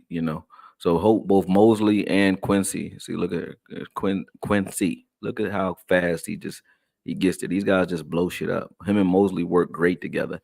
I can't see them breaking them up. If they do break them up, shit, great. But there go Mosley right there. Like I would love to have a CJ Mosley on this team. Trust me. I just don't think it happens. But if it does, and if it's possible, I wouldn't trade for him though. But it's not that deep. But both him and Quincy definitely work well together. I don't see them breaking them up. Look at how they're just in unison. They understand what each other's doing. Boom. Quincy's a problem, but they understand what each other is doing, and they work, like a team. They work like a team. Boom. Every time they come to reach block CJ Mosley, Quincy makes you pay. Like right there, see that? Boom. Quincy make you play. But Mosley spilled this out to him. You see that? Watch this. This is called a spill. So let's watch this spill. Boom, spill. Go.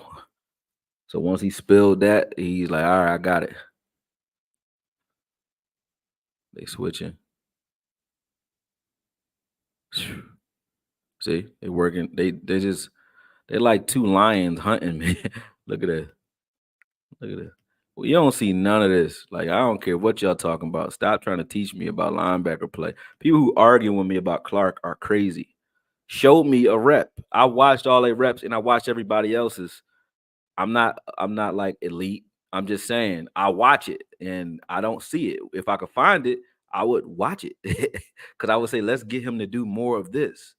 And no, he not. Look, so there you go. Quincy forces the ball out, and here go Mosley. Clean it up. Like, nah. We don't see none of this from none of our linebackers. We don't see this. In the pass game right now, forcing them to hold the ball. Boom. Clean it up. Look like an alligator attack, man. Blitz in here. Smack. Clean it up. We all got this, man. This is linebacker play right here. Quincy is a mother. Smack. We don't get that. There goes CJ in the A gap. Steps out in the middle of the field. Quincy, clean it up. Force the fumble. You know what I mean? Force the fumble and a touchdown. We don't got no plays like this from none of our linebackers, man. So I don't want to hear shit about Clark. I don't want to hear nothing about LV. Again, don't say his name. Because until you can show me a rep like any of the ones I just saw, I ain't trying to hear it, man. I ain't trying to hear it. Because they're not it. While we're at it, I got more video of linebackers. Let's see. Because we had others. Who was it? I might have erased them, huh?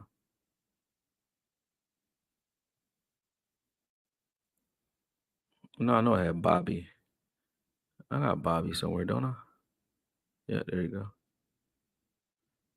All right, so we'll get one of the old heads in real quick because I don't have anyone else. Let's see. Fred Warner's there. We don't need that. He ain't going to be available. Yeah.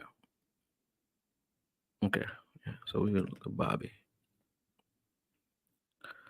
Bobby Wagner, same thing.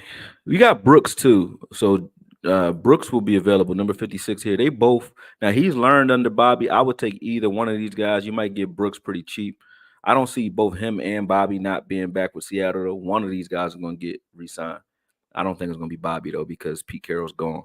And I think that was the link between Bobby Wagner. Bobby Wagner may end up in Washington under Dan Quinn though, because Dan Quinn wanted him here. So he might get him in Washington just to train those guys up. You might see Bobby Wagner and Jabril Cox over in Washington playing together. But Bobby Wagner is another one of those guys. When it comes to the pass, he's no longer that guy. But you can see all of his reps versus run are solid. Like he's solid near the line of scrimmage. He's solid when you try to attack him or Brooks. They both were pretty good on film versus run and coming forward and attacking the line of scrimmage. You see him getting a sack there. So, I would go after if I'm going for an older guy that can come in for 1 year and teach these guys. Bobby Wagner would definitely be on my list, but the history isn't there with him and Zimmer. So I think that if he were going to go with history and comfortability and familiarity, he's going to go with Dan Quinn because Pete Carroll's gone, right? But Bobby Wagner is a guy that I would take a long look at because he can teach these guys and he's been there. He's been in the league for a while. And he's forgotten more about linebacker than any of our linebackers have ever known. When you're looking at these reps, it's like he makes run stopping look easy. It makes it look easy. Let's see what we got here. There's some blitzing. Boom, another one. I think he had like 3 sacks this game. He was hitting Daniel Jones all day. Smack. Yeah, So yeah, there you go. Remove that. Remove from studio. Boom. Remove from studio. Boom. All right. Yeah. So that's kind of what I'm looking at. He said, "What happened to Clark? His college film looks pretty good. I think his neck made him, want to preserve his career. He's trying to get to a second contract. Um, he may get a second contract from somebody, but I don't think it's going to be here because he's not doing enough. So he might get a second contract, might stick around a little while, but."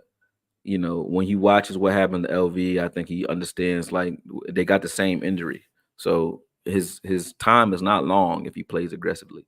Neither was LV's. Every time LV tried to start sticking his head in there and coming downhill, he didn't last real long. And they got the same surgery, same injury.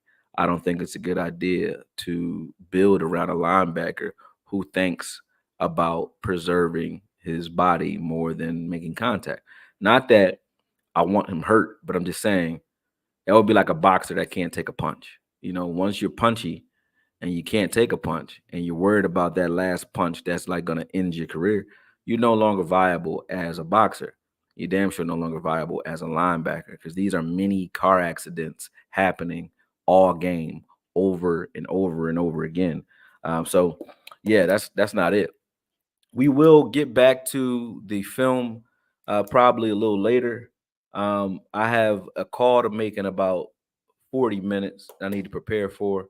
We got a fight coming up, so I got to talk to some guys about bringing in some talent. But after that call, I'll probably jump back on. I have to leave town tomorrow, so I want to get more film out there today. And I can't do any of the college film right now. I got to figure out why they keep blocking my content when I pick college film up. So we're going to look at free agents first, and then hopefully YouTube figures it out by next week, and I can get that college film out to y'all. But so far, these are the top 5 linebackers minus the only one I haven't looked at was Devin White. Like I said, we looked at Patrick Queen the other day. I don't need to keep looking at Patrick Queen. You kind of know what that is. I can't stay long either, Matt. Appreciate you. You guys missed the linebacker, so you got to watch this again. You said, how do I feel about Damian Wilson and bringing Evans back, Tyrone Church? I would love that. If we brought Evans back and we brought Damian Wilson in to kind of be that guy, I wouldn't have a problem with that. I wouldn't. Um, you said Devin White is like Pat Queen. I know they're similar, but yeah, I wouldn't have a problem with that. If I want Evans back, I'll say that right now. He's a cheap guy. It's a reason I want him back. He's a cheap guy that can still play at a very high level. He's not going to cost you a lot.